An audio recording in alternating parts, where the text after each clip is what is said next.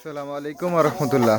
আজকে যে উদ্দেশ্য ভিডিওটা করা সেটা হচ্ছে আজকে আমি আপনাদেরকে একটা লাজ্জা মোরগের কালেকশন দেখাবো। মাশাল্লাহ দেখেন, এ হচ্ছে লাজ্জা মোরগ। এর বয়স হচ্ছে 4 মাস, এখনও সে ফুল রানিং হয়নি। মাশাল্লাহ দেখেন, এই যদি হয় একটা লাজ্জা মোরগ, দেখেন মাশাল্লাহ এটার হাইটটা দেখেন, তার অনেক বড় হবে। দেখেন পায়ের কাঁটাটা এখন পর্যন্ত উঠেনি। মাশাল্লাহ এরকম কালারের মোরগ আপনার থাকতে হবে। একটা খামার শুধু কইরা আল্লাহর রাস্তায় যদি করে ফেলেন তাইলে কিন্তু হবে না। একটা খামার করতে হইলে সব দিক দিয়ে বিবেচনা করতে হবে ভাই। এখন পৃথিবী আবেগ না, বিবেক দিয়ে চলে। তা আপনি বিবেক দিয়ে করতে গেলে যে শুধু মুরগি উৎপাদন করবেন আর বাজারে নিয়ে বিক্রি করে ফেলেন, বিষয়টা কিন্তু এরকম না। আপনাকে সব জিনিস বিবেচনা করে এরপরে একটা মুরগি একটা সব কিছু একটা জিনিস উৎপাদন করতে হবে।